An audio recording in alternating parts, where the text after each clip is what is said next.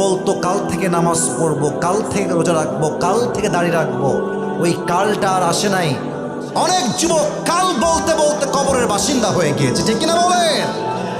हुए नामवर बेनिशा कैसे कैसे, जमी खा गई नौजुआ कैसे कैसे, जगह जी लगाने की दुनिया नहीं है, ये इबरत की जा है तमाशा नहीं है।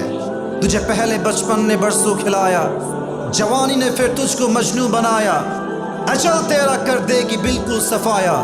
जगह जी लगाने की दुनिया नहीं है, ये इबरत की जा है तमाशा नहीं है। এই দুনিয়ার পুরো জীবনটাই হচ্ছে আখিরাত গোছানোর জায়গা, এই দুনিয়ার জীবনটা তামাশার জায়গা নয়, ঠিক কিনা বলে?